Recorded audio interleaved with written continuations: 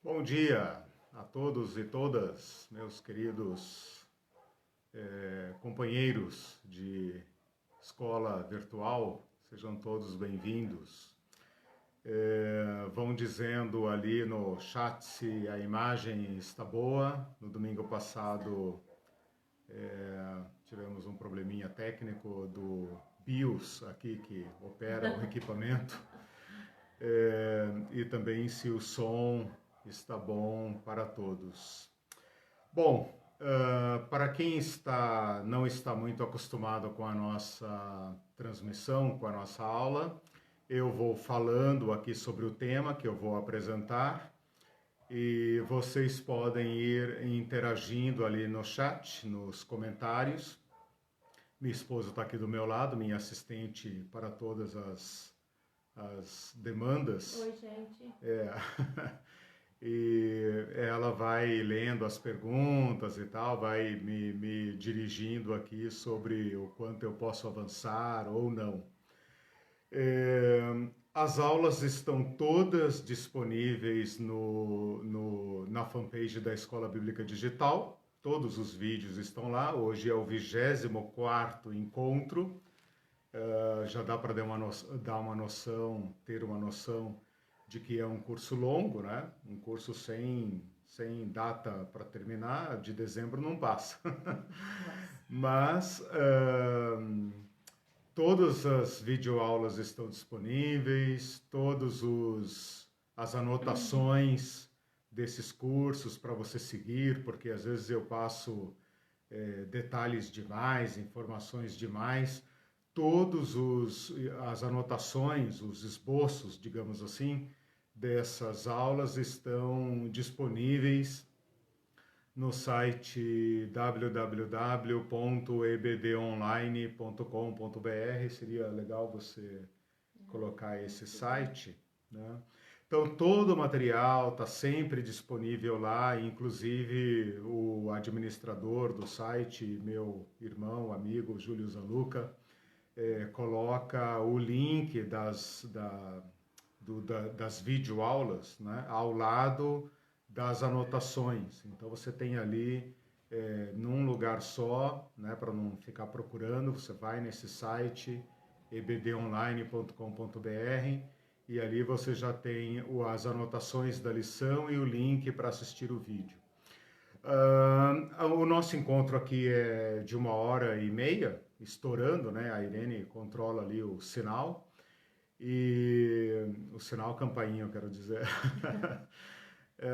E talvez você não tenha tempo de assistir tudo agora, não se preocupe, todo o material fica disponível lá. Outra pergunta que sempre me fazem é quanto custa? E apraz-me informar que tudo isso está disponível gratuitamente. É interessante que eu divulgo a Escola Bíblica Digital e muitas pessoas escrevem perguntando quanto custa, como faço para me inscrever. Essa é a escola mais simples, mais primitiva, né? Basta entrar, ficar quanto tempo quiser, sair quando quiser, voltar quando quiser, assistir todas, você que escolhe como você faz. Também não tem certificado, não tem diploma, não tem nada. Então é escola tipo os mestres antigos, né, que não só oferecem o conteúdo mesmo, o resto é por tua conta. Bom, gente, vamos lá. Nós estamos no 24º encontro e deixe-me fazer aqui uma retomada da programação do curso, onde é que nós estamos e para onde vamos, é justo que você saiba, né? E também sobre a continuidade do tema iniciado na aula passada. Nós estamos estudando um período que, para os cristãos protestantes evangélicos, é um apagão. Esse período dura cerca de 400 anos, é muito tempo, muito tempo. Mas eu o chamo de apagão, ou poderia chamar também pela linguagem mais comum de silêncio, período de silêncio, porque essa palavra silêncio passa para nós a ideia de que nada aconteceu nesse período. Então, Malaquias dorme com seus pais, né? Como diz a Bíblia, para quem morre, né? Malaquias morre e o mundo como que congela, nada acontece, fica todo mundo num estado de dormência, olhando um para a cara do outro, nesse entreato, né? Nesse período de entre um ato e outro, né? E nada acontece, até que Jesus vem, então, as cortinas, né, do teatro se abrem novamente, com José, Maria, o presépio e tal. Então é mais ou menos isso que nós temos em mente, né? A Bíblia Católica, os católicos, têm aí um certo conjunto de informações, porque a Bíblia Católica preservou um conjunto de livros chamado Segundo Cânon, né? Que contém livros como Tobias, como Judite, e os livros de sabedoria, de Eclesiástico, um conjunto aí, me parece que de 7 livros. Fora isso, nós temos registros extra-bíblicos, nós temos documentos, poucos, é verdade, né? Mas nós temos historiadores gregos e nós temos um historiador judeu chamado Joséfo, que nos dá um relatório ao estilo antigo, né, muito detalhado. Então, não são, digamos, muitas fontes, mas essas que temos são muito boas. Né? Claro que boas no sentido antigo, não dá para fazer uma historiografia moderna, né, com esses documentos. Eles são passíveis de crítica, como qualquer documento histórico. Fora esses documentos históricos, nós temos um volume grande, considerável, de material religioso. Material, eu não vou chamar de bíblico, porque esse material não está presente nem na Bíblia dos evangélicos, nem na Bíblia católica, mas é um volume considerável de produção escrita, né? Que pode ser, digamos, classificado como um material, a gente chamaria hoje de material de aula, sermões, meditações, reflexões, legislação, esse tipo de coisa que os sábios, os rabinos, os mestres, os escribas, os sábios e doutores da lei produziram. Então, há material escrito nesse período. Portanto, com isso eu quero dizer que não há silêncio nenhum, né? Há um silêncio na nossa Bíblia protestante. Na Bíblia católica não tem silêncio. Se sairmos do cânon protestante e católico, então nós temos um material. Apenas esse material é de outra natureza. Não é um material classificado junto com os livros dos profetas, com o livro da Torá. É claro que tem essa classificação, né? Então eu não estou querendo dizer que a nossa Bíblia é incompleta ou que ela deveria ter um material que não tem. Não, eu concordo com o cânon da nossa Bíblia protestante, não tenho problema com o cânon da Bíblia católica, acho que ele é rico, né? Porém, ele tem um uso próprio, né? Agora, esse material extra-bíblico, esse material que está fora da Bíblia, ele tem um grande valor para os objetivos que eu estou estabelecendo neste curso, que é conhecer a história do povo judeu e o pensamento. Então, eu estou dividindo a abordagem desse período em histórico e filosófico, né, teórico. Estamos na parte teórica, filosófica da abordagem, né? E a partir do próximo domingo eu começo então com vocês a parte histórica, tá? Um outro detalhe importante é a gente pensar o seguinte: a história antiga, bem antiga, né, do Império Romano para trás, a gente costuma tratar por séculos, né? A história mais recente, a gente já tem um certo detalhamento cronológico que nos permite fazer uma abordagem mais precisa, né? A dúvida sobre datas varia pouco, né? Fulano nasceu no ano 166 ou 167. Quer dizer, a dúvida é mais no sentido de adequação de calendário. Na história mais antiga, nós temos mais dúvida, nós temos menos documento, menos acesso, então nós temos dúvida. A gente poderia dizer que esse período de 400 anos é um período assim sucinto. Poderia se fazer, digamos, uma abordagem curta e rápida. Não é o que ocorre.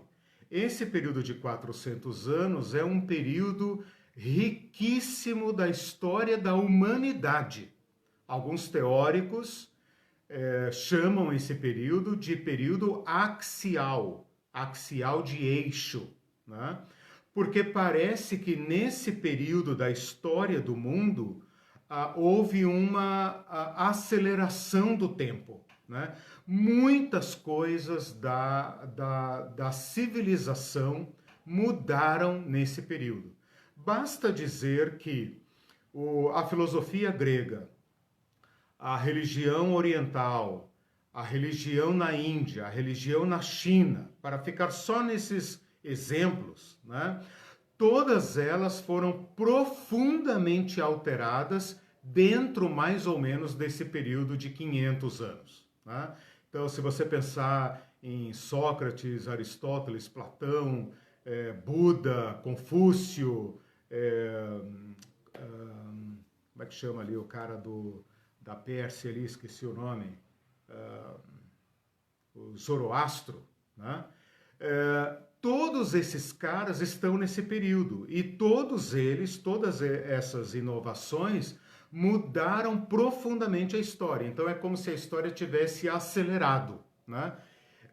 Por tudo isso é que eu estou fazendo esta passagem estratégica por esse período. Então tudo isso foi para refrescar a memória e para justificar por que é que nós estamos fazendo esta abordagem demorada, né? E não fomos direto de Malaquias para Jesus, que é o que se faz na igreja, né? A gente pula de Malaquias 3:10 para Mateus 23:23, onde Jesus também fala do dízimo, né? Só que nós temos que lembrar que tem então um período de 400 anos aí, um período de grande significado histórico, filosófico, né? E um período de grande produção, ou de pelo menos considerável produção literária, tá? Então é por isso que nós estamos aqui.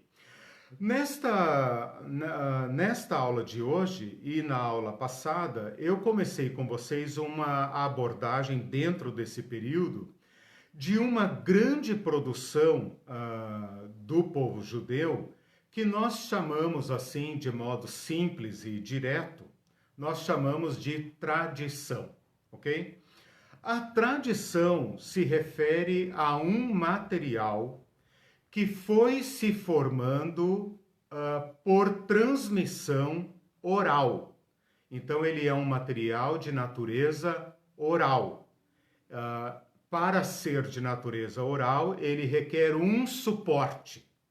Qual suporte? A memória, né? Eu falei para vocês que o povo que conserva material de tradição por via oral, memória oral, é um povo que muito diferente de nós. Por exemplo, que nós somos capazes, eu não sou capaz de contar as histórias que meu pai contava para a gente dormir, né? Nós éramos uma família religiosa tradicional, não tínhamos televisão e éramos uma família pobre, né? Na minha primeira infância, uma família pobre. Na segunda e na terceira também, mas na primeira a gente era muito pobre. Muito mais. De modo que nós dormíamos todos num quarto só. Era um quartão grande, uma casa antiga, um quartão grande, né? E meu pai, né, de saudosa memória, meu paizão, né, que soube nos poupar da pobreza contando histórias, contava para nós histórias que ele ouviu, obviamente, dos antigos, né? Meu pai era um cara de pouco estudo, né? Mas eu hoje teria que fazer um grande esforço para lembrar das histórias que meu pai contava. Então, não pense nesses termos em relação à tradição do povo judeu, porque há provas, isso já tem sido estudado por pessoas detidamente, há provas históricas, documentais, de que as civilizações que foram pré-literárias, ou seja, que não escreveram, elas conservam fielmente o seu material cultural, religioso, artístico, etc. Ela conserva isso e ela faz diferença entre material que tem que ser repetido fielmente e material que está aberto. Está aberto à cultura, está aberto à criatividade. Desculpem. Vou dar um exemplo para vocês. Os hinduístas, os indianos, é uma civilização mais antiga do que a egípcia, ou pelo menos tão antiga quanto a chinesa e a egípcia. É uma civilização antiquíssima. Eles têm um material chamado Vedas, né, um conjunto de livros sagrados chamado Vedas, que ninguém sabe quem compôs e que foi mantido por tradição oral até por volta de 800, do ano 1000 ao ano 800, por aí, antes de Cristo. E só quando esse povo foi ameaçado que esse material foi colocado por escrito. Esse tipo de material que eles consideravam ser de origem divina e que continha poderes mágicos foi memorizado criteriosamente e então transmitido até que alguém colocou por escrito, né, na língua sânscrita, né, por escrito. Então esse é um exemplo apenas para vocês verificarem o que é tradição. Bom, se a tradição é oral, então como é que nós temos acesso a ela? Aí entra uma outra informação que eu também já falei na aula passada, mas vou repetir agora, porque não é um material ao qual nós temos acesso facilmente e talvez dificilmente você venha ter uma aula sobre tradição, né? O que ocorre é o seguinte, a maioria dos escritos antigos, então eu estou fazendo uma classificação geral, portanto inclui a Bíblia, né?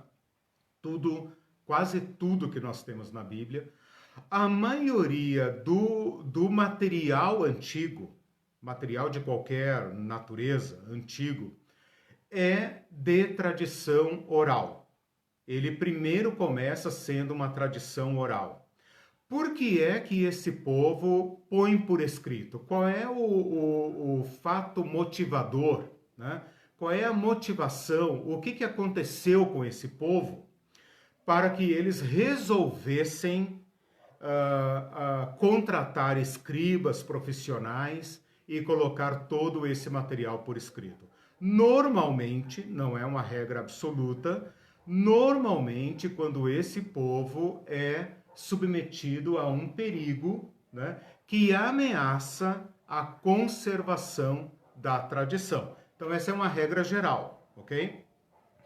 No caso dos judeus, nós podemos dizer que quase tudo que tem na Bíblia, quase tudo, Antigo e Novo Testamento, segue esse princípio. Começa como tradição oral, primeiro foi ensinado, repetido, repetido, repetido, até que ou Deus, ou alguém, ou um fato externo, como um perigo, manda escrever.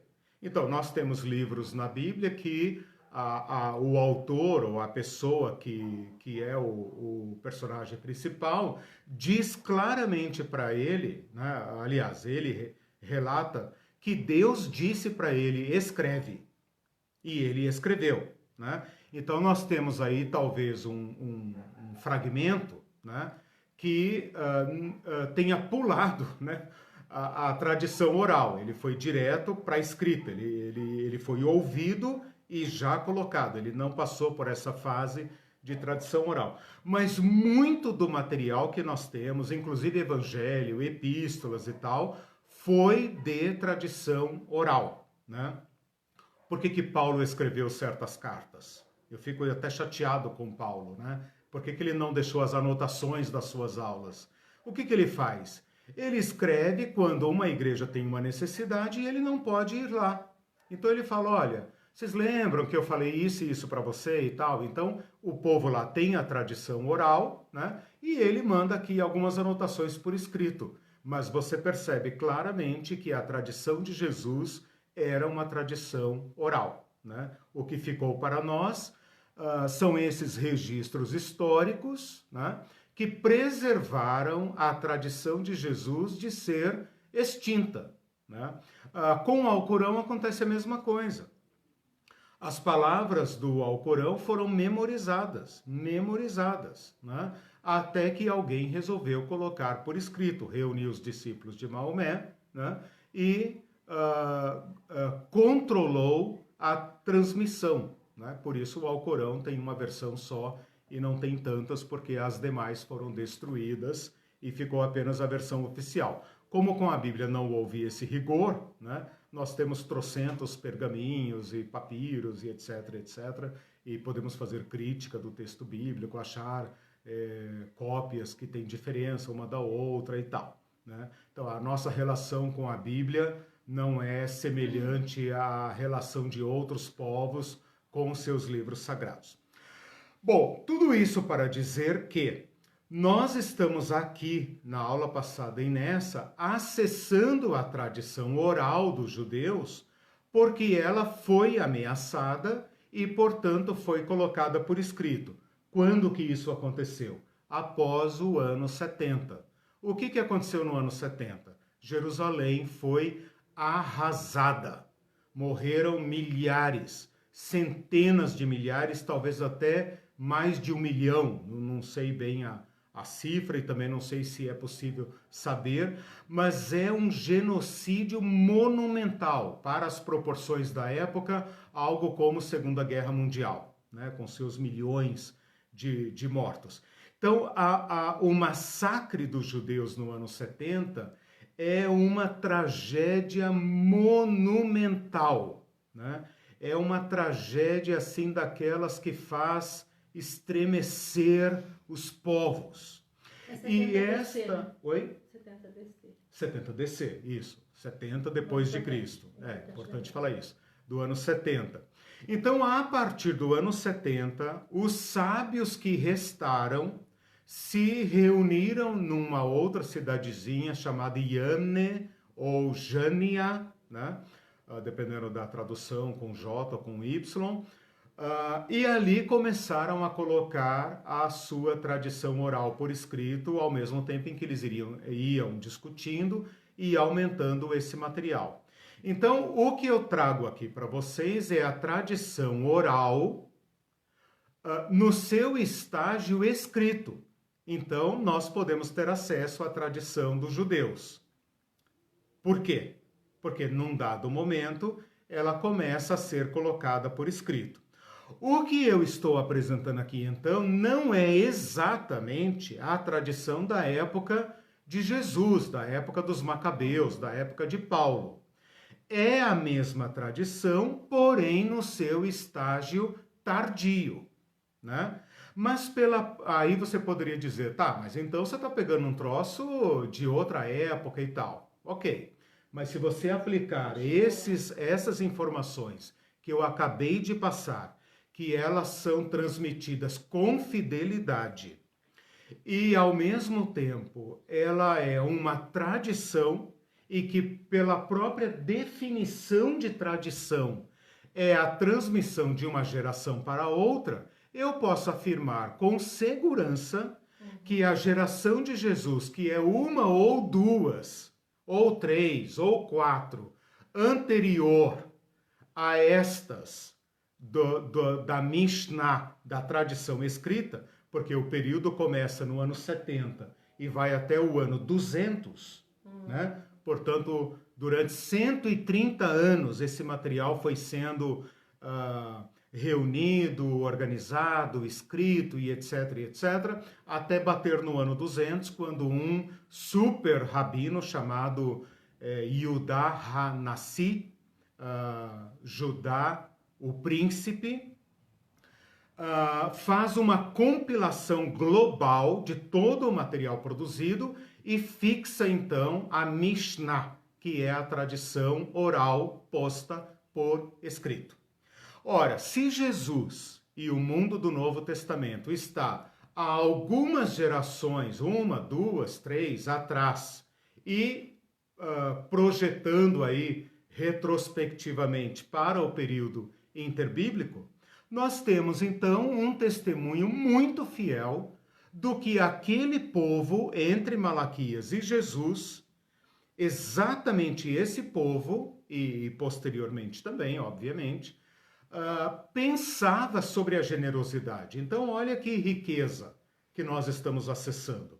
Nós estamos acessando um material extra-bíblico que compõe, que complementa o que nós temos na Bíblia protestante e católica a respeito da generosidade, né? Então, é claro, a tradição, a Mishnah é uma obra enorme que trata exaustivamente dos assuntos, né? Eu estou pegando apenas a que me interessa para iluminar este tópico que nós estamos estudando, que é a generosidade. Bom, então com isso eu fiz uma situação de vocês no curso, uma justificação e rememorei o que significa tradição. Tudo bem? Tudo certo. Então, vamos lá para a tradição. Eu vou usar as palavras traduzidas e tal, não vou ficar falando essas palavras em hebraico para não cansar, porque até eu me perco com elas, é muita coisa. Então, tradição, a tradição Mishnah, tradição, ela tem 11 temas. Estou recapitulando a aula passada para poder entrar nos tratados que eu vou apresentar hoje. Eu não tinha visto, Tá. O Moacir Maratti colocou: com efeito, não há registro na história de massacre de tal magnitude, como esse do ano 70. Há, inclusive, autores que afirmam que houve os chacinados, muitos civis. Ah, sim, sim. Roma caiu, obrigado, Moacir, por essa informação. Roma caiu em cima dos judeus com um ódio mortal, né? Tanto que o Templo de Jerusalém tinha ordens para que não fosse destruído. Era do interesse de Roma preservar aquele tesouro, né? Mas como os rebeldes, o templo se tornou a última fortaleza dos rebeldes, os romanos meteram fogo em tudo, destruíram tudo, né? Então eles caíram em cima de Roma, de Jerusalém, com ódio mortal. E para complicar a história, a Guerra de Jerusalém começa com Vespasiano e termina com Tito, pai e filho, né? E esse Vespasiano interrompe o comando da guerra para assumir o trono do império. Então ele precisava de uma grande batalha para consolidar seu poder. Ah, não tenha dúvida. Eles arrasaram Jerusalém. Aliás, eu aproveito aqui para sugerir um filme lindíssimo, antiquíssimo, que quase ninguém assistiu, né? Talvez poucos aí vão dizer, eu assisti, né? Veja aí, Moacir, se você já assistiu, que é o filme Massada. É um filme antigo, acho que dos anos 70, 80, não sei, com atores muito, Peter O'Toole, né? Atores bem famosos e importantes do cinema mundial. É muito longo, deve durar, sei lá, 3 horas, 4 horas, é um negócio que hoje na Netflix seria uma série, né? Mas vale a pena assistir porque ele trata desse período da destruição. Grande a coisa.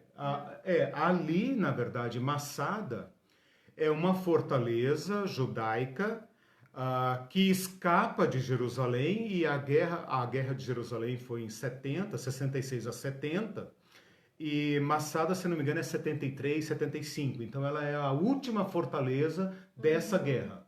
Os romanos já estavam assim, cheios. Já estavam porra aqui, né, dos judeus. Então eles massacram mesmo. Né? A Ruth Brito diz que eu que amo história estou adorando essa informação. Que bacana, legal. Eu também adoro história. Por isso que eu preciso me situar, então eu compartilho isso com vocês, porque eu preciso me situar, né, no mapa e nas datas. Né? Os meus alunos sabem que quando eu tenho chance na aula, eu desenho o mapa até na parede, se não tiver quadro, porque eu não consigo pensar os eventos sem mapa e datas. Né? Então, vamos lá. Bom, a Mishnah, então, tradição, está organizada em 11 temas. Olha o cuidado desses homens, né? 11 temas. Nós pegamos apenas o primeiro tema. O primeiro tema em hebraico é Zeraim. Não precisa decorar, esqueça. Só para dizer que esta palavra significa sementes, sementinhas, sementes. E ela tem esse nome porque trata da agricultura. E a agricultura é o, digamos, fato gerador, né, Mindu? Fato gerador do dízimo. Fato gerador é uma linguagem do direito tributário, né? Que é a partir o fato que gera, né, a incidência de tributos. Né? Então, no nosso caso aqui, a agricultura, o campo. É do campo que vem o dízimo. Então, da Mishnah. A Mishnah, eu vou repetir várias vezes. Mishnah, 11 temas. Tá? Desses 11 temas, eu ignorei 10 e peguei apenas um. Tá? Então tem a Mishnah com 11 temas, eu entrei na Mishnah e peguei apenas uma ordem, a ordem da agricultura. Tema ou ordem, tá? Da agricultura. Esta ordem é dividida em 11 tratados, tá? Então é capítulo, subcapítulo. Seria como pegar um livro que está dividido... desculpa, não são 11 ordens, desculpa, são 6. Eu errei aqui na minha recapitulação. São 6 temas. Okay. Desculpem, acontece nas melhores famílias. A Mishnah está organizada em 6 temas, ou 6 ordens. A palavra técnica que eles usam é ordens, ok? Entendeu, Bartô? 6 ordens, então, desculpem, o 11 vai aparecer agora. Então, é como você pegar um livro que está dividido em 6 sessões, né? E a primeira sessão, tá? Primeira sessão, que é a sessão da agricultura, está dividida em 11 capítulos, tá? 11 capítulos. Desses 11 capítulos, esqueçam eles, eu peguei 4, porque esses 4 tratam da questão que me interessa, que é a questão do dízimo, oferta e generosidade, ok? Então, peguei 4. Na aula passada eu abordei 2 e hoje, então, eu vou abordar os outros 2.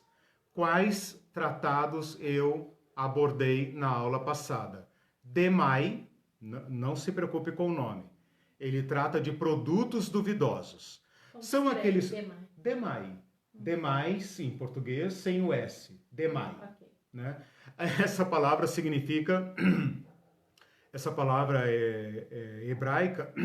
Existe uma dúvida sobre o que ela significa, mas provavelmente significa dúvida, duvidoso.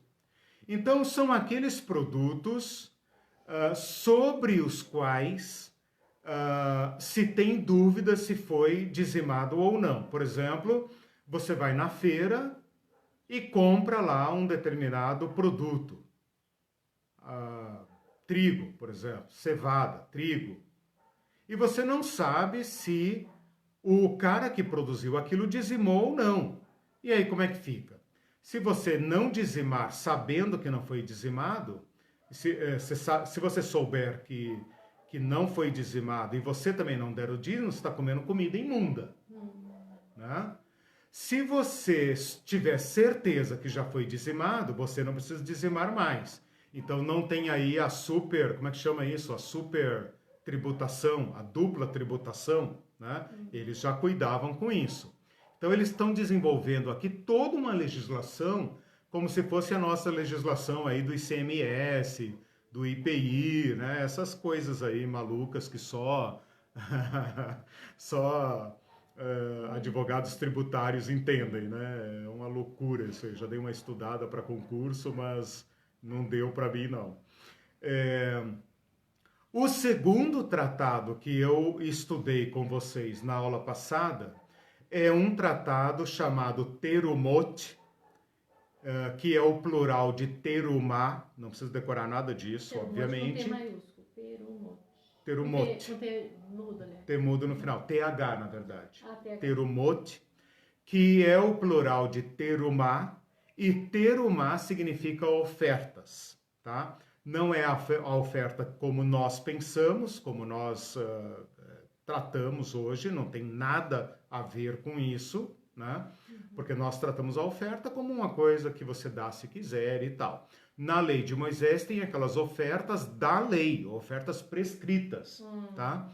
E ela pode significar também o dízimo dos dízimos. Aliás, essa foi a interpretação que eu dei a Malaquias 3:10, quando o profeta fala, Deus fala por meio do profeta, vocês me roubam nos dízimos e nas ofertas. Ali a palavra é terumá, né?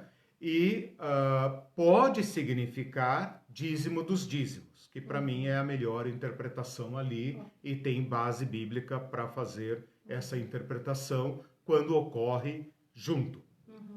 Então essas duas foram vistas nas aula passada. Quem não assistiu pode ver Pega a aula 23. E hoje você vai abordar mais duas. Mais dois. Okay. Mais dois, tá? Então, recapitulando.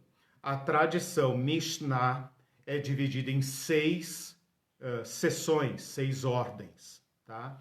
Dessas 6 ordens eu peguei uma, a primeira, que trata da agricultura. Esta uma ordem está subdividida em 11 tratados. Desses 11 tratados eu peguei apenas 4. Eu peguei o terceiro, o sexto, que são os da aula passada, não precisa, isso não precisa, e o sétimo e o oitavo que eu vou colocar hoje. Então, de 11, eu peguei 4. Peguei o terceiro, o sexto, o sétimo e o oitavo, tá? Ficaram de fora 7 tratados, né? 7 mais 4, 11. Tá. O DEMAI, produtos duvidosos, eu já abordei na aula passada. O Terumot, que é sobre ofertas ou dízimo dos dízimos, eu também já abordei na aula passada. Pega lá o esboço que você vai ver. E hoje, então, eu quero tratar tratar de 2 tratados, né? que são exatamente sobre dízimo. Então, hoje é que o bicho pega, né? Okay. Que é o Maaserot, lembra lá da primeira aula que Maaser é o nome de dízimo, né? A Malaquias fala Maaser e Terumá. Maaser e Terumá. Maaserot e Terumot. Como né? escreve? Maaser, com S. Maaser. Tá. Maazerot, com T mudo no final. Só antes de você continuar, o Mindu colocou bitributação, é quando 2 entes cobram tributo sobre o mesmo fato gerador. Ok. Bis in idem é quando o mesmo ente cobra dobrado sobre o mesmo fato gerador. Ótimo, gerador. Ótimo. Beleza. Exatamente. Obrigado por se manifestar complementando. Nada como trocar saberes, né, meu irmão? Muito bom. Bom, então hoje eu vou tratar sobre dízimo, tá? O tratado 7º é sobre dízimo e o tratado 8º é sobre o segundo dízimo, tá? Então, vamos lá. Vamos lá. O 7º tratado, então, que é Maaserot, ou traduzido para o português, dízimos, também chamado Maaser Rishon. Maaser Rishon significa primeiro dízimo. Isso só tem importância porque o outro tratado que eu vou tratar é o segundo. Então, só para ficar claro, lembrando lá das primeiras aulas, quando eu abordei a lei de Moisés, acho que são as aulas 3, 4 e 5, se não me engano, em que eu abordei o dízimo na lei de Moisés, a gente falou de 3 dízimos. Então, tem o primeiro, que é aquele regular, que você entrega para o levita e para o sacerdote. É destinado a eles e ao templo, né? O segundo dízimo que eu vou tratar na sequência agora é aquele dízimo que o próprio ofertante come na festa sagrada em Jerusalém, lá no tabernáculo ou depois no templo. Mas esse é o Nasser, não? Peraí. O terceiro dízimo é aquele dos pobres. Não, estou fazendo uma breve recapitulação, porque esse que eu vou tratar agora é o primeiro. Então, esse Maaserote, subentende-se tratar do primeiro. E o outro que eu vou tratar na sequência, o segundo de hoje, é o dízimo segundo. Eu vou tratar o primeiro e o segundo dízimo. Tá. Então, entendeu? O Maaser é o primeiro. Tá? Aqui nessa minha abordagem, quando ele fala Maaser ou Maaserot, é o primeiro. Tá. Por que eu entendo isso? Bom, primeiro porque ele diz, né? Mas por que eu estou defendendo isso? Porque o segundo tratado que eu vou tratar hoje é segundo dízimo. Meu Deus do céu. Tomara que a gente termine essa aula bem, né? O segundo tratado que eu vou tratar hoje é o segundo dízimo, porque tem 3 dízimos, é isso que eu estou recapitulando aqui. São 3 dízimos. O primeiro, qual que é? Aluno, professor fazendo recapitulação, né? O primeiro é o dízimo do sacerdote e do levita. É para o sustento deles, tá? O segundo dízimo, qual que é? É aquele que o ofertante come diante do Senhor no local sagrado. Primeiro era no tabernáculo, segundo no templo, tá? O terceiro dízimo, qual que é? Dou-lhe uma, dou-lhe duas, dou-lhe 3, o dos pobres, que só aparece em Deuteronômio, tá? O que eu vou tratar aqui hoje é o primeiro e o segundo dízimo. Que é para o sustento dos sacerdotes e levitas e o litúrgico, aquele que o próprio ofertante come diante do Senhor no templo, tá? Você não falou o nome ainda do segundo? Não, eu vou falar depois, para não confundir. Então, esse Maaserote, dízimo, isso que vocês têm que saber só. O que eu vou tratar agora é sobre dízimo. Qual dízimo? O primeiro, tá? Ele trata, eu anotei aqui, ele trata do modo correto de separar os dízimos dos produtos da terra. Aliás, me permitam, antes de entrar nisso, deixa eu fazer aqui uma observação muito importante que eu vou apresentar agora pela primeira vez, tá? Então é muito importante, eu estava esquecendo. Depois eu vou apenas ler os tratados, então a gente pode conversar mais. Mas isso que eu vou colocar agora é muito importante e vale para todo esse período dos 400 anos, do período interbíblico, vale para o Evangelho, você vai entender agora, a partir de agora, né? Recebe essa palavra, irmão. Você vai entender a partir de agora vários textos do Novo Testamento, né? E vai ficar claro também o judaísmo posterior, o judaísmo tardio, né? Da época da Mishnah, do Talmud e tudo mais, que é o seguinte, presta atenção. Quando o povo voltou da Pérsia para reconstruir Jerusalém, eu estou falando lá de Zorobabel, Esdras, Neemias e Malaquias, aquele período lá, período de Jaqueu, Jaqueu não, desculpa. Ô Senhor, ajuda o teu servo. Zacarias e Ageu. Letras, né? Não, eu estou falando que a gente vai terminar essa aula, tem que terminar essa aula bem, Faltam 45 minutos ainda. Acho que uma aluna sua Gisele Maceno colocou, tem que fazer um organograma para entender. É verdade.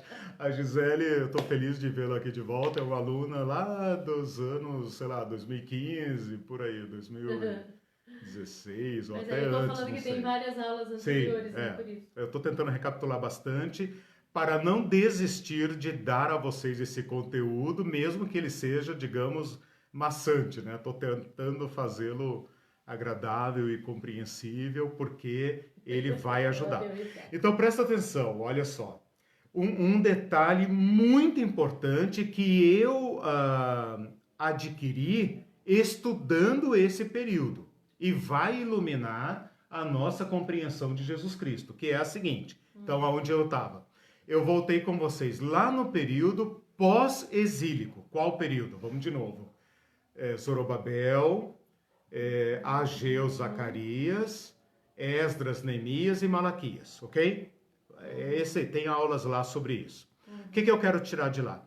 Esse foi um período de uma certa expectativa, de um certo otimismo, né? Quando eles reconstruíram o templo, quando Zorobabel, que era príncipe da casa de Davi, houve um certo otimismo. Otimismo, Deus vai restaurar Jerusalém, Deus vai restaurar Israel, nós vamos nos tornar o centro do mundo, o Messias virá, né? O ungido, etc, etc. E se você olhar certas profecias de Isaías, de Jeremias, de Ezequiel, do próprio Zacarias, você vai ver que eles tinham grande expectativa de que o reinado de Deus chegaria nesse tempo. Aonde nós estamos agora é um período down, é um período de depressão, né? Depressão nacional. Por quê? Porque eles estão empobrecidos, é mais ou menos o período de Malaquias, né? Empobrecidos, desanimados, oprimidos, tendo que pagar uma cacetada de tributos, um tributo punitivo, um tributo expropriativo, severo, que massacra o povo judeu. Tanto aqueles que estão na Palestina, como aqueles que estão na diáspora, naqueles que estão espalhados pelo mundo, ok? E eles começam, veja, esta pressão violenta sobre o povo judeu gera neles duas reações, digamos assim. Uma reação de acomodação, tipo assim, vamos nos unir a eles. É o que nos cabe, né? Vamos nos adaptar, vamos nos unir a eles para sobreviver. É o que todos os povos oprimidos fazem, né? E qual a outra atitude possível? A outra atitude é resistência. Esta resistência começa primeiro na mente, Tobias, o Eclesiástico, são exemplos disso, e também depois nas armas, Macabeus, a destruição de Jerusalém, né? Então essa resistência se dá no campo filosófico, religioso, teórico, e também no nível militar, de guerra mesmo, né?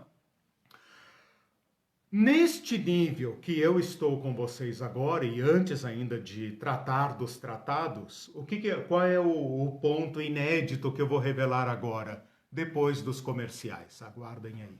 Não, deixa eu só tomar uma aguinha. Enquanto você toma a aguinha, o Mindu disse assim, não esquece de falar da briga interpretativa entre os farimínios e sadumínios. Sim, sim. Isso eu vou falar, isso é muito importante. Mindu, sempre muito engraçado. Eu vou falar sobre isso agora nas próximas aulas que eu vou abordar a história. Então, quando eu comecei esse capítulo aqui com vocês, essa abordagem do período interbíblico, eu falei, eu poderia ter tratado isso sincronizando, né, história com ideologia, com filosofia deles, mas eu achei muito complicado. Então eu preferi adiantar o assunto pelo campo teórico, que é o que nós estamos terminando hoje, e depois ir pelo campo histórico, e depois tentar amarrar. Okay. Então eu deixei os sadumínios e farimínios para a parte histórica. Mas eu tenho muita expectativa que a compreensão nossa a respeito deles nos evangelhos, vai mudar completamente. Eu acho que nós vamos ter uma visão muito clara, vai valer a pena o esforço que nós estamos fazendo aqui. Bom, o princípio, a informação que eu quero revelar para vocês, que vai iluminar muito, é a seguinte. Essa turma da resistência aqui, os fariseus podem ser encaixados neste grupo da resistência. Os saduceus podem ser encaixados no grupo da assimilação. Então eu falei que os povos, quando pressionados, reagem de duas formas possíveis. Uma assimilando-se e outra reagindo violentamente. Já que o Mindu cantou a bola aí, né? Os fariseus podem ser colocados no campo da resistência, e os saduceus podem ser colocados no campo da assimilação. Eles são mais light, eles são mais interativos. Grega, né? É a dominação grega. Dominação grega. Okay. Mas toda dominação. Cultural, geral. Sim, porque depois vem os romanos, etc. Certo. Então, assim, todo tipo de dominação, né? Depois nós vamos ver isso mais detalhadamente na parte histórica. Mas o princípio que eu quero colocar aqui, puxa vida, ainda não falei do princípio, né? Criei uma expectativa, agora tem que entregar o produto, né? É o seguinte, essa turma da resistência, fariseus e outros, eles resolvem tomar a lei na sua compreensão mais rigorosa. Por quê? Eles acreditam, e isso que é importante, eles acreditam que eles estão sofrendo e Deus não cumpriu as profecias dos profetas e não libertou-os do jugo da opressão, porque eles não estão cumprindo a lei como devem.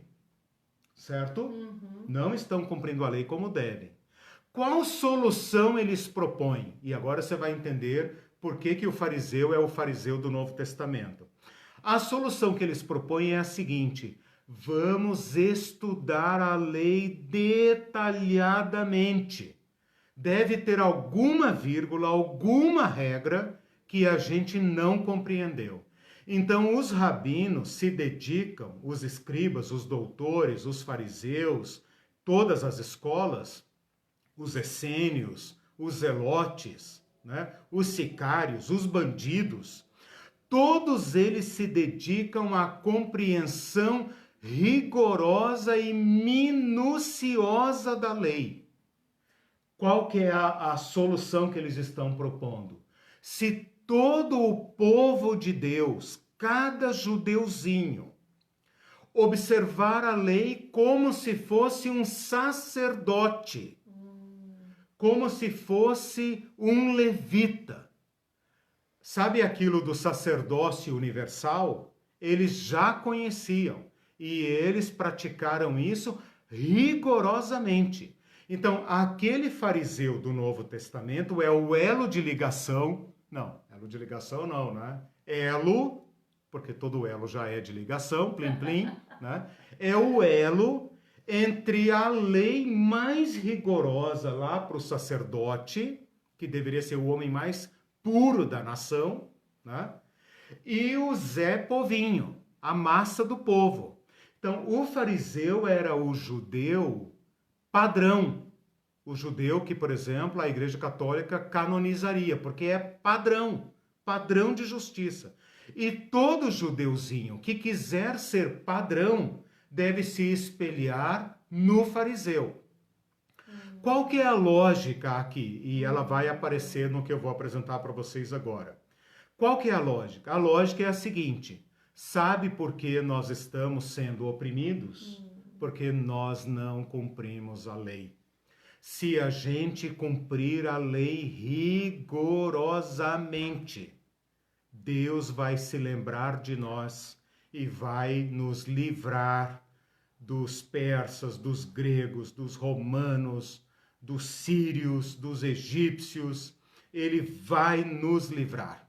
Então, é por causa disso que eles vão encorpando essa tradição, estudando cada item da lei. E o que eu vou apresentar para vocês, já estou apresentando e vou continuar agora, é o nível de detalhamento que eles estão colocando sobre os ombros do povo, o jugo pesado, que Jesus fala lá em Mateus 23, vocês colocam jugo pesado sobre o ombro do povo, né? E Jesus fala, considerem o que eles ensinam, mas não fazem o que eles fazem, né?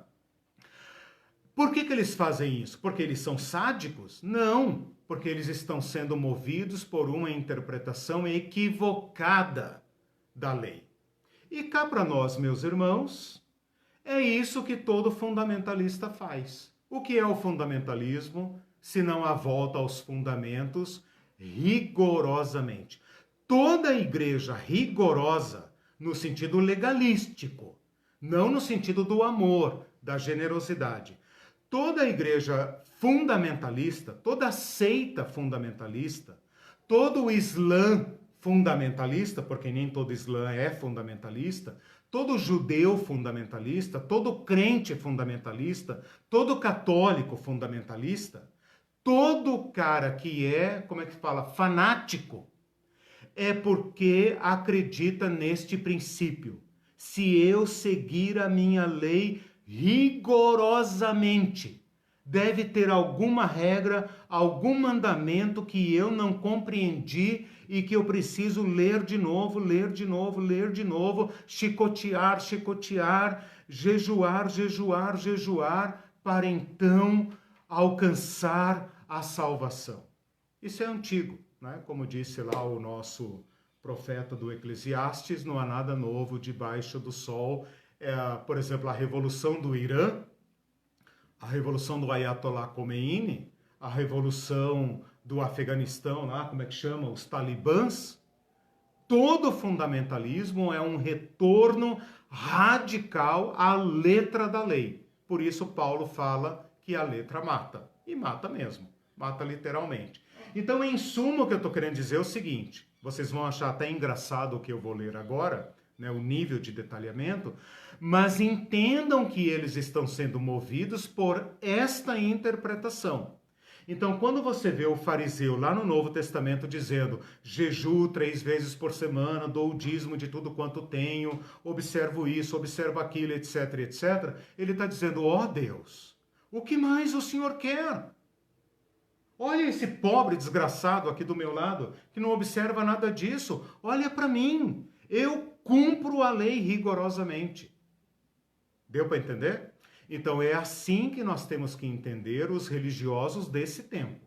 Eles vão matar, se for necessário, para cumprir a lei, né? O Mindu colocou, quanto mais os fariseus reforçavam a ideia de um Deus legalista, Isso. mais a ideia da graça era absurda. Exatamente. E continua sendo. Né? Continua sendo. A graça continua sendo um escândalo. E né? a Ivanete Xavier, que está aqui também, Ah, sim, legal. colocou, empenhei-me em ler a escritura como se ninguém a tivesse lido antes de mim. Alexander Campbell. Ok. Veja, isso pode levar, né, a um sectarismo fanático, né?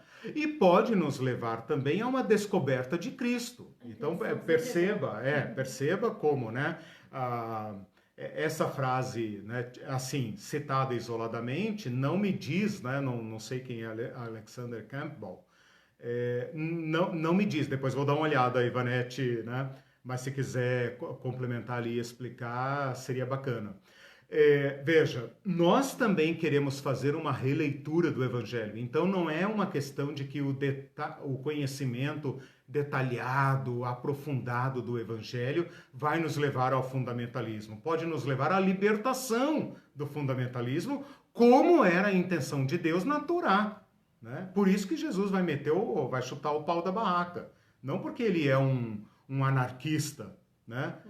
Sou anarquista, se há governo, sou contra. Não, é porque ele vai dizer, vocês não conhecem Moisés.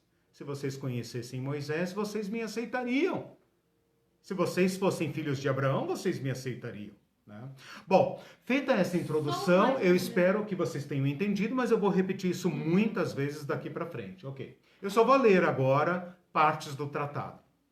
O Celso colocou, os fariseus seriam, grosseiramente falando, como os legalistas do direito penal. Para eles, bandido bom seria bandido morto. A lei tem que ser cumprida a ferro e fogo, sem olhar para o aspecto garantista dado pela graça do sacrifício de Jesus. Legal. Trazendo uma interpretação da lei por meio da figura central de Cristo e sua generosidade universal. Legal. Bacana. Ele fez uma aplicação nas diversas correntes de interpretação da direita, né? Do direito, não da direita, do direito, desculpa aí, Celso. E a Ivanete disse que citou no sentido de libertação mesmo. Ah, ok, legal. Depois eu vou dar uma olhada. Eu adoro ouvir essas provocações porque me abre, né, curiosidades. Obrigado, Ivanete. Bom, deixe-me ler então. O capítulo 1 do Maserot, são 5 capítulos, tá? O capítulo 1, versículo 1, tem a regra geral. Olha que bacana. Você vai ver claramente o que é o fariseu do Novo Testamento. Tudo que se come e que se cultiva e cresce no solo é passível de dízimo. Tudo que serve para comer, regra geral, tudo que é usado para comer, que é cultivado e cresce no solo, é sujeito a dízimo. Outra regra geral, tudo que é usado para alimento, antes ou depois de amadurecer, mesmo que não colhido verde, é sujeito a dízimo, quer esteja verde ou maduro. Mas tudo que não é usado para alimento, quando verde, mas apenas quando maduro, não é passível de dízimo até que esteja adequado para alimento. Você já percebe que eles estão respondendo todas as perguntas, para que o judeu saiba aplicar todas as regras sem precisar perguntar. Tipo, mas e o figo? Mas e o trigo e tal? Tá maduro, tá verde, quando é que eu colho o dízimo? E tal, não sei o quê. Versículo 2. Quando os frutos se tornam sujeitos a dízimo? Então aqui, para que não reste dúvida, o figo, após o primeiro amadurecimento. Uvas doces e bravas, depois que suas sementes se tornam visíveis. Sumagre e amoras. Não sei o que é sumagre, acho que eu até perguntei lá, mas não me lembro da resposta. É uma frutinha lá deles lá. Sumagre. Tem aí no dicionário. Depois que ficam vermelhos, e o mesmo serve para todas as frutas vermelhas. Romãs, depois que amolecem. Tâmaras, depois que começam a encorpar. Pêssegos, depois que começam a aparecer veios vermelhos. Nozes, depois que suas células tomam formas. Mas consta aqui uma divergência do rabino Judá dizendo nozes e amêndoas apenas depois que a casca toma forma. Então, para que não haja dúvidas, né? Todo produto. Então, eles regulamentam, claro que eu li só o versículo 1 e versículo 2 do capítulo 1, né? E aí é uma cacetada de coisas. Diz então, que é melhor receber salário da dízimo, né? capítulo, é difícil. Capítulo 2 desse mesmo tratado. Vai tratar das circunstâncias nas quais o alimento casual de produtos não dizimado é permitida. Quando você pode comer um produto não dizimado? Se um homem está passando pela rua e diz, olha, comam aqui figo, está servido, as pessoas podem comê-los e são isentas do dízimo. Porque se forem levados para casa, deve-se dar dízimo como se faz com o alimento não dizimado. Então, se você come ele na hora na rua, beleza. Mas se você levou para casa, já tem que dar dízimo. Então, coma na rua. Se ele disser, tomem aqui dos meus figos e levem para casa, as pessoas não podem comê-los casualmente. Porque quem deu, deu com a intenção de que você leve para casa. Portanto, passa a ser passível de dízimo. Se for levado para casa, deve-se dar dízimo dele como se fosse produtos demai. O que é o produto demai? Produto duvidoso. Então, aquele sai da regra do maaser e cai no tratado do demai. Gente, que loucura! Capítulo 3. Continuação das regras do dízimo referente ao trabalhador. Você chamou um trabalhador para trabalhar para você. Você é responsável pela alimentação dele ou não. Se for responsável, aplica-se uma regra. Se não for, outra regra. Você está mostrando só que é impossível de praticar, né? Não, tem que praticar. Meu Deus. Aí, uma palhinha aqui, um spoiler. Um spoiler. Por que vocês acham que aquela gentarada andava atrás de Jesus? E por que é que eles ficam encantados com a palavra de Jesus ao ponto de esquecerem de comer? Porque não ensina como os escribas e fariseus. E faz sentido esse versículo, né? Cara. Meu Deus. Capítulo 3, vamos lá. Regras para o dízimo encontrado, etc, etc. Se um homem está levando figos do campo para o local de secagem, seus filhos e membros da sua família podem comer deles e estão isentos do dízimo. Seus empregados também podem comer e são livres do dízimo, se o homem não for responsável pela alimentação deles. Mas se for responsável, eles não podem comer dos frutos. Então, enquanto o homem leva do campo para o local de armazenamento, os filhos e a própria família podem comer. Os empregados podem comer se o homem não for responsável pela alimentação deles. Se for responsável, não pode. Ok? Se um homem enviou seus empregados para o campo e ele não for responsável pela alimentação dele, eles podem comer e são isentos. Comer dos frutos, são isentos do dízimo. Mas se ele for responsável pela alimentação deles, eles podem comer dos figos, um de cada vez. Então, se o cara pegou ali e comeu, beleza. Mas não do que é recolhido numa cesta. Se ele recolher uma quantidade, já não pode mais. Então, se o cara pegou ali casualmente, ele está colhendo, comeu, beleza. Mas se ele recolheu no balaio, aí já não pode comer. Acho que era todo mundo magro, né? Porque tinha que pensar tanto para comer. Não, meu filho. Outro detalhe importante. Você passa a ser dependente do perito. Essa é uma outra diferença de todas as religiões versus a religião de Cristo. Faz assim agora, né? Faz assim agora para tirar o jugo do seu pescoço. E como é que o povo comum ia entender, ia assimilar tudo isso e gravar? O cristianismo, o evangelho de Jesus Cristo é a única religião do mundo que você pratica sem precisar de gurus, atravessadores, mediadores, intercessores. É o único. Todas as vezes que o cristianismo se tornar complicado, é porque alguém está ocupando a intermediação entre você e a luz. Toda religião tem guru, sacerdote, mediador, pai, seja lá o que for. Porque alguém está tomando lugar?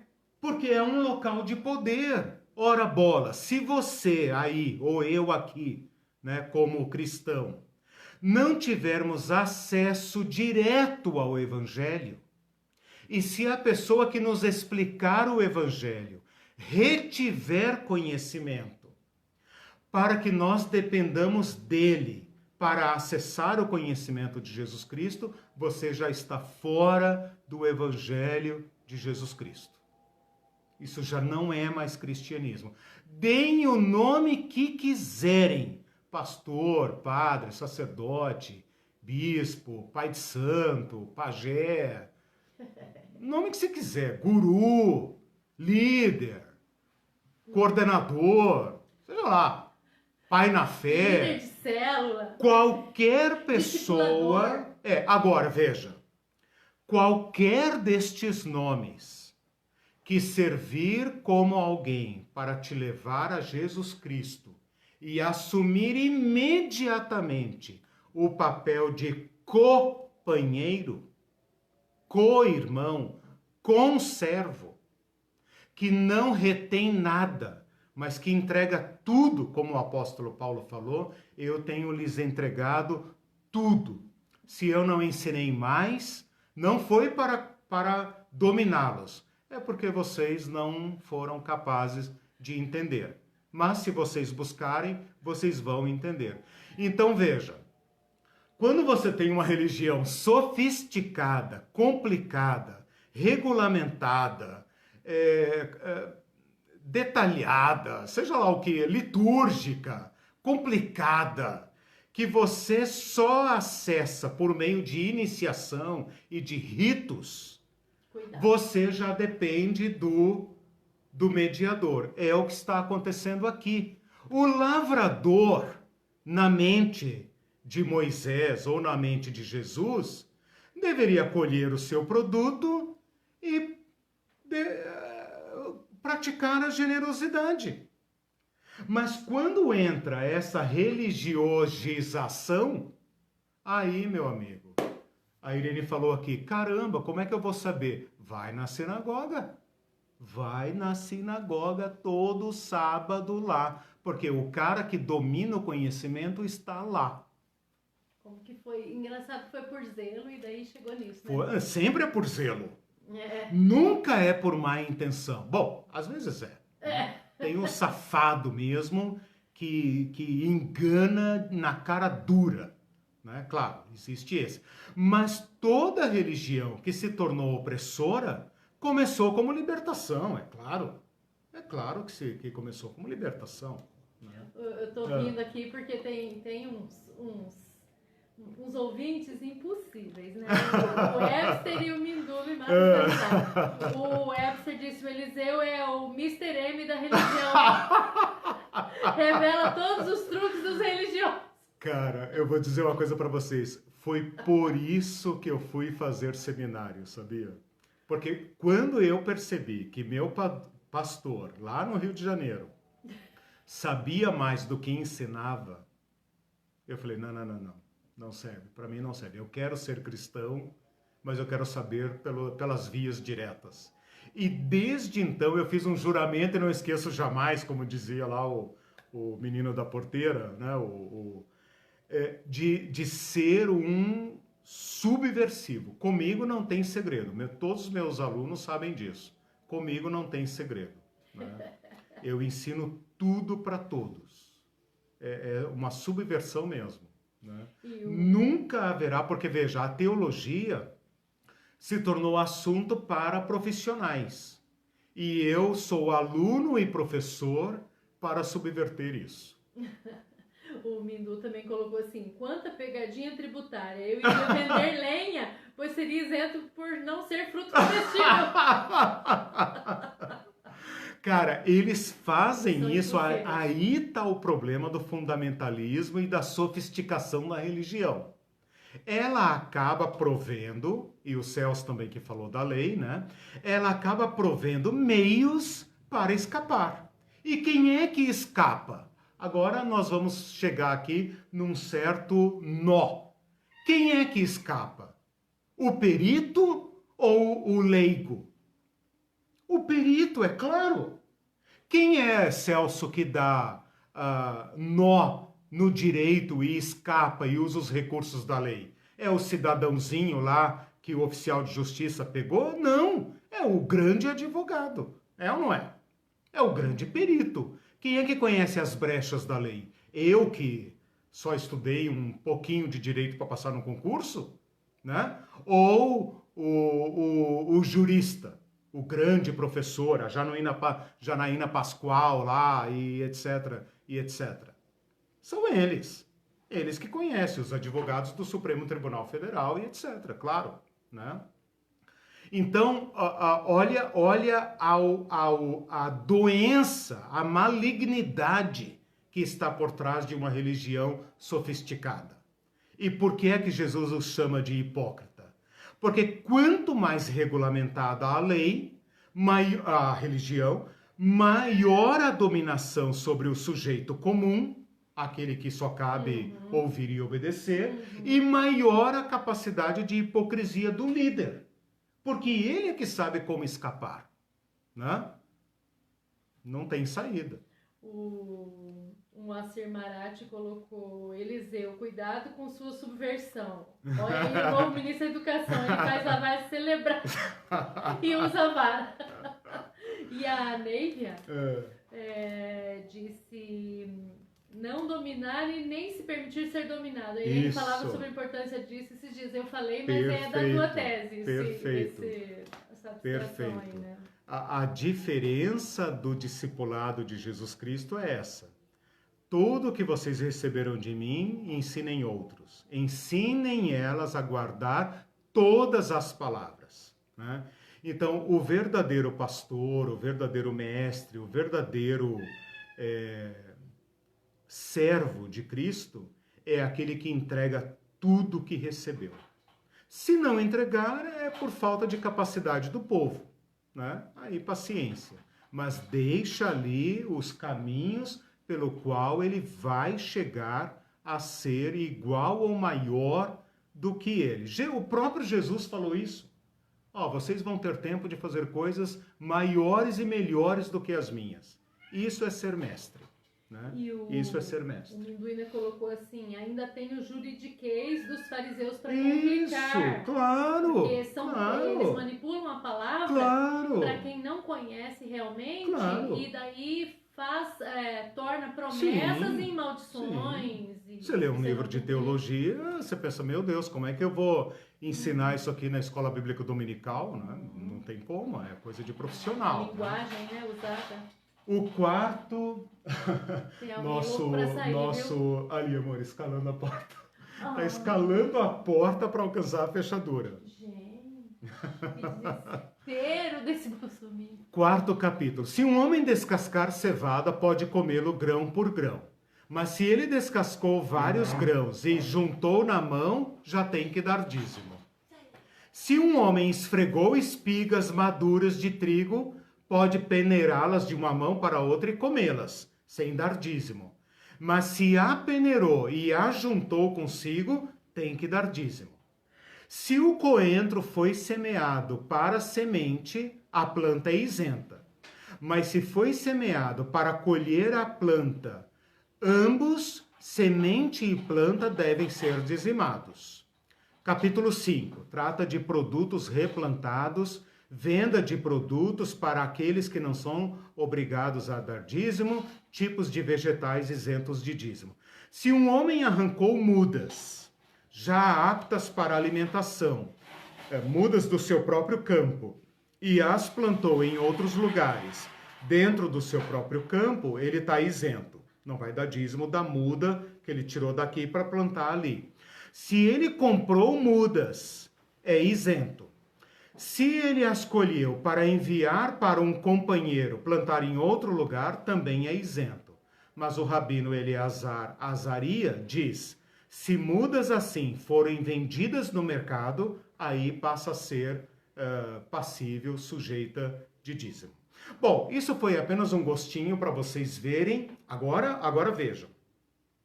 Vocês verem como estava o dízimo na época de Jesus. Agora você consegue entender Mateus 23, 23, quando Jesus fala para os discípulos, escribas e fariseus: ai de vós, escribas e fariseus, que dais o dízimo do endro, da hortelã e do cominho. Vocês viram aqui que eu falei do coentro, né? Porque tudo isso estava regulamentado na lei. Pesquisa na lei de Moisés se é para dar o dízimo do endro, da hortelã e do cominho. Não tem. Onde é que está? Na legislação infratorá, Celso, né? Infraconstitucional. Está nas letrinhas miúdas dos rabinos. Então, o fariseu padrão dava o dízimo do endro, da hortelã e do cominho. Agora a gente entende. E ao invés de dizer que naquele texto Jesus está apoiando o dízimo, como a igreja interpreta, é impossível que Jesus esteja apoiando o dízimo farisaico, porque o dízimo farisaico acerta na letra e erra no espírito. Óbvio, óbvio, óbvio. Né? Como diz o filme lá do, como é que chama? Do Poço, óbvio. Né? Claro, é óbvio. Né? Então é claro, veja que isto, se ensinado, se nós tivéssemos tido o cuidado de estudar o período interbíblico, nós já teríamos resolvido essa questão. Mas meus professores da faculdade, especialistas em grego e hebraico, que eu não sou, ensinam que Jesus ali está apoiando o dízimo. Isso, bastaria traduzir um versículo da Mishnah, coisa que qualquer pessoa minimamente instruído é capaz de fazer, se quiser entender de fato o que Jesus está dizendo. É porque lá esse versículo continua assim: deveis fazer estas coisas isso, e omitir aquelas. Isso, por isso. Isso. Eu desafio qualquer um a cumprir o que Jesus, vou deixar o desafio aqui em aberto, Mateus 23. Não vou provar que não vai cumprir, porque o ser humano é capaz de dar nó em pingo d'água. Então é possível cumprir. Mas eu desafio qualquer um de qualquer igreja a provar para mim que ele cumpre isso aqui, ó. Mateus 23. Ai de vós, escribas e fariseus hipócritas, porque dais o dízimo da hortelã, do endro e do cominho. 3 tipinhos de erva que nasce no quintal. E tendes negligenciado os preceitos mais importantes da lei. Da lei, não do evangelho, da lei. A justiça, a misericórdia e a fé. Devíeis fazer devíeis fazer estas, as coisas mais importantes da lei, sem omitir aquelas. Dar o dízimo do endro, da hortelã e do cominho. Vai e faça. Vê se você consegue. Vá e cumpra ao mesmo tempo. Com uma mão, você cumpre a justiça, a misericórdia e a fé, e com a outra mão, você dá o dízimo do endro, da hortelã e do cominho. Faça estas 2 coisas e volte domingo que vem e me diga o que aconteceu, se você não percebeu que a fé, a justiça e a misericórdia inunda o dízimo do endro, da hortelã e do cominho. Por isso Jesus termina dizendo: guias cegos. Guias cegos. São guias do povo de Deus, mas são cegos. Que coais o mosquito e engolis o camelo. Não? Comem um inseto imundo, mas estão engolindo um animal que não se podia comer. E esse texto mostra, claro, eu vou vê-lo mais para frente com vocês, eu estou apenas preparando o território. Só um spoiler. Esse texto prova que Jesus está dizendo que não se trata de 2 coisas a serem cumpridas, mas que as coisas mais importantes da lei cumprem com sobra da sobra a religião dos fariseus. E agora nós entendemos também aquele versículo que foi lembrado aqui na aula passada do Sermão do Monte, que a nossa justiça deve exceder a dos fariseus. Ou seja, vocês fariseus não são legalistas, não são radicais o suficiente. O meu caminho é radical. O que nós iríamos fazer? Nós iríamos produzir uma Mishnah 30 vezes maior para termos uma justiça maior do que a dos fariseus? Ou nós vamos adotar o caminho de Jesus da justiça, da fé e da misericórdia? Porque a justiça, a fé e a misericórdia excedem a justiça dos fariseus. Por isso Jesus fala, olha, o que eles falam é certo, mas o que eles ensinam depois é lixo, né? Não cumpram. Até porque a gente consegue dar o dízimo dos centavos até consegue. Que a gente ganha do 13º de presentes do que bruto. A gente ganha. Opa, até claro do que bruto, sem se importar com os sem ser moradores de misericordioso. rua, sem se importar Sim. com a desigualdade social, Exato. sem se importar com tudo isso. Isso que a Irene está falando e que é baseado aqui na palavra de Jesus é o que mais me horroriza. É o que mais me horroriza. É o que mais me chocou nesse estudo. E eu vou terminando por aqui. O fato é que não é apenas que o dízimo legalista dos fariseus compromete a prática da generosidade. Não é apenas esse o problema. Isso já seria grave. Que o dízimo legalista do endro, da hortelã e do cominho como é que tá me faltando a palavra, mas negligencia a prática da generosidade, da misericórdia, da fé e da prática da justiça. Não a justiça do STF, obviamente, a justiça do Evangelho. Lembra do CDK, né? Justiça, né? Distribuição justa, ser justo, vida justa. Não é apenas que negligencia, o que já seria grave, é que impede. O legalismo impede, obstaculiza a prática da generosidade. É só olhar em volta. Quanta religião legalística, severa, fundamentalista, que não enxerga os necessitados. Não ouve, não vê. São guias cegos, porque não veem a demanda por misericórdia, né? Então, o problema não é apenas que negligencia. O problema, porque os fariseus davam esmola. Os fariseus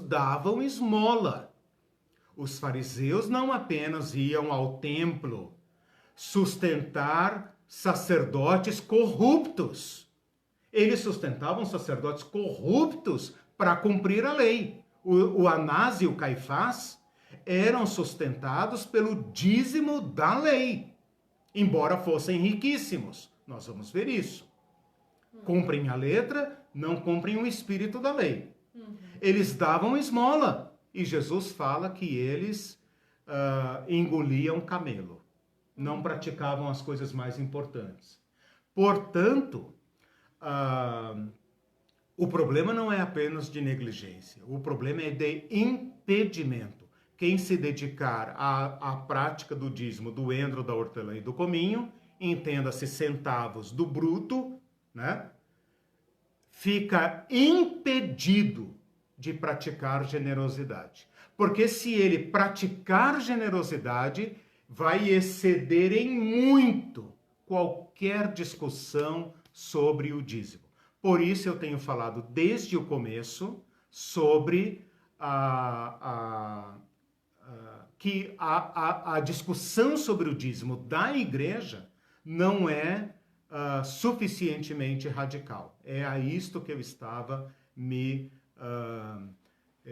referindo. Segura aí um pouquinho, só para eu ler um versículo do segundo tratado, que é o tratado do segundo dízimo, né? Que é já está esgotando aqui, já comecei a correr. Que é o tratado do segundo dízimo, que também tem 5 capítulos para regulamentar o modo como o ofertante deveria comer, o que ele pode comer, o que ele não pode comer, o que ele tem que comer, em que lugar e etc, etc, tá? Eu vou correr aqui tal para terminar esse tópico, só para ler um versículo do capítulo, são 5 capítulos também, então eu estou dentro de um tratado, o tratado 8, né? dentro da ordem da agricultura, dentro da Mishnah.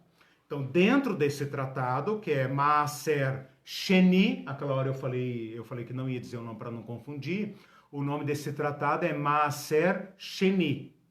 Maaser é dízimo, Sheni é segundo dízimo. Qual que é o segundo dízimo? É o dízimo do ofertante, aquele litúrgico que o próprio come. A igreja não pratica esse dízimo, né? Você tem que dar tudo lá, você não participa nunca da festa da entrega, né? Você não o come, né? A igreja poderia fazer uma grande festa com os dízimos e chamar todo mundo e tal, para fazer uma grande festa e comer os dízimos, mas essa parte pula. O capítulo 5, versículo 10 desse tratado diz o seguinte: na tarde do último dia se faz a confissão. Qual era a fórmula da confissão? Está baseado em Deuteronômio 26:13. Separei o que é sagrado da minha casa, isto é, o segundo dízimo, os frutos das árvores do 4º ano. Dei-o para o levita, isto é, dízimo do levita. Também fiz outra entrega, está escrito lá em Deuteronômio 26:13. A saber, a oferta e a oferta do dízimo. Aqui provavelmente significa o dízimo e o dízimo dos dízimos. Para o estrangeiro, para o órfão e para a viúva. Fiz a entrega do dízimo dos pobres, o produto da respiga, que era aquele que ele colhe dos cantos do campo, o fruto esquecido, aquele deixado lá, eu considerei para o pobre, e o dos cantos, ainda que isto não invalida a confissão da minha casa, isto é, a massa, aquilo que ficou para mim. Então, apenas um exemplo da regulamentação sobre o que ele deveria acrescentar 1/5, o que ele poderia comprar com o dinheiro, porque ele poderia trocar esse dízimo por dinheiro. Se trocasse por dinheiro, tinha que acrescentar 1/5, o que ele poderia comprar, o que ele não poderia comprar, para evitar jeitinhos e etc, etc.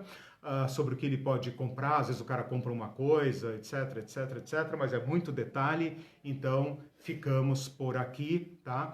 Com isso eu termino a parte teórica, que está presente em todo o período interbíblico, passa pelo período do Novo Testamento e vai embora, né?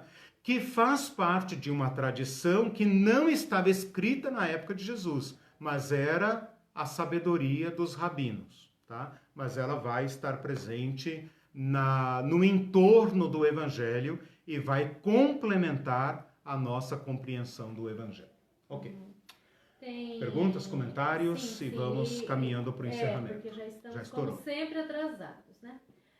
O Celso colocou: guias cegos, pastores da prosperidade, olham para o dízimo da viúva, quando na verdade Jesus estava olhando para a hipocrisia do sistema religioso dos fariseus. Exatamente. Essa prática deturpada cega os que participam. Cega, endurece o entendimento. E mais um comentário que ele fez é: a religião opressora do falso evangelismo segue perfeito. Meu Deus, sumiu some. Tá, uma falha técnica aqui, mas já voltamos lá, Celso. Sem tocar em nada. Tá. Deixa eu ver se eu acho. Ok. Só um minutinho, Celso. Eu vou achar aqui, é mais fácil. Tá. A religião opressora do falso evangelismo segue perfeitamente a lógica perversa do Estado punitivista brasileiro.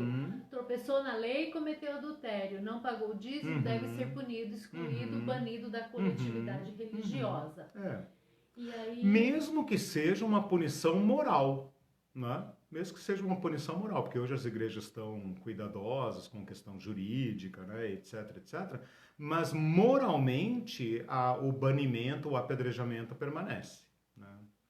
E o Moacir Marati disse: é muito estarrecedor que eu jamais tenha ouvido um culto, pregação sobre Mateus 25, 31 a 46. Por que será? Sim, claro. Não, veja como nós também fazemos uma cegueira né?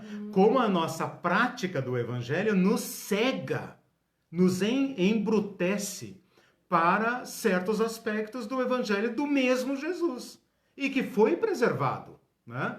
O Mateus preservou aquele discurso de Jesus, né? Então percebam, Moacir e demais irmãos e irmãs, como que a nossa tradição, a nossa interpretação do Evangelho coloca-nos cegos, embrutecidos, cauterizados para outros aspectos do mesmo Evangelho. O mesmo Evangelho que fala de Mateus 23, fala de Mateus 25, 36, 41. Né? Exatamente. E o Mindua disse, enquanto os fariseus fiscalizam os atos do povão, os saduceus se beneficiavam com a aristocracia a modo do centrão. Exatamente. Nossa, exatamente. Tá até rimando, hein, Mindua? Os fariseus são os aproveitadores de um lado e do outro, né? Eles jogam para a galera, digamos assim, usufruindo as benesses da lei para a classe deles. E, ao mesmo tempo, jogam para os romanos, fazendo a mediação. Então, vocês vão entender muito claramente por que é que eles têm que matar Jesus. Eles têm que matar Jesus. Porque Jesus desagrega, desmobiliza... Nossa, acaba com tudo. Explode, eu falei explode e apontei para dentro, né? Implode o sistema que os saduceus eram o principal fiador. Eles eram os principais fiadores e os principais beneficiados. Por quê? Eles usufruem todas as benesses da lei a seu favor e usufruem todas as benesses dos romanos. E os romanos, espertamente, precisam deles para controlar a massa. E os fariseus fazem o papel miúdo de manter o povo dócil em relação aos romanos. Então, meus irmãos, eles têm que matar Jesus. Eles têm que matar.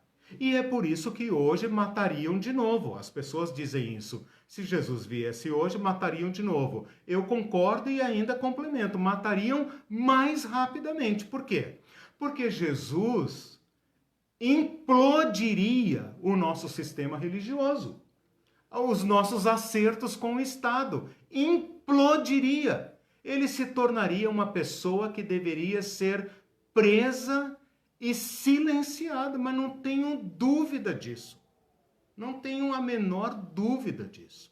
Que nós criamos uma tradição evangélica, uma Mishnah evangélica, para nos proteger, essa é a palavra de Kierkegaard, para nos proteger do Evangelho de Jesus Cristo, das coisas mais importantes do Evangelho. Últimos comentários, não falo mais nada. A Cida colocou um comentário bem engraçado. Se a igreja fizer uma grande festa, eles cobram a entrada Exato, como oferta para missões. Exatamente. Pobres missionários. Os missionários são, mais do que qualquer outra classe, né, saducaica, farisaica, eles são os pobres da igreja de hoje. Os pobres da igreja vivem das migalhas. Mas aí são usados para... claro. São usados para aumentar as arrecadações, claro. E aí a Ruth colocou... A igreja diz que faz missões, né? Ela consome 90% do que arrecada e dá 5% lá, né? Se der 5% para os dízimos, né? Para os missionários. Que Deus nos livre dessa religiosidade legalista que nos impede de viver a justiça do reino de Deus. Exato. E aí o Clebson... Quem falou isso agora? A Ruth Brito. Ok. O Clebson disse excelentes reflexões e ensinamentos. Parabéns, Legal. amigos Eliseu e Irene. Obrigado, e o obrigado. Guilherme Falcão, pastor Guilherme, muito obrigado, queridos professores Eliseu e Irene. Eu estou junto com o professor aqui. Legal, gente. Muito obrigado pela participação. Meditem nessas coisas, Deus lhes dará entendimento. Percebam como o Evangelho é libertador, né? E como as nossas comunhões, né? as nossas aproximações são também libertadoras, né? Então, eu estou preparando o território para mostrar em que cenário Jesus Cristo atuou. Nos nossos próximos encontros, eu vou ainda andar com vocês nesse período interbíblico, agora pela via histórica. Histórica, porém, delimitada ao nosso tema. Então, se alguém quiser, eu até vou dar algumas dicas de alguém que queira ler, estudar, etc., sobre a história do período, né? Tem pequenos livros aí que dê para fazer esse levantamento e tal, mas eu vou pela via histórica, recortada, delimitada na nossa temática. Então, não é um estudo sobre o período interbíblico, é um estudo sobre como os eventos históricos afetaram o modo de praticar generosidade, dízimo, ofertas, cuidar dos pobres e tudo mais. Okay. Beleza. Tchau para todos, uma boa semana. A Irene não quer aparecer hoje. Então vocês vão ficar com a minha cara gorda aqui. Tchau, tchau. Tchau, gente. Beijo.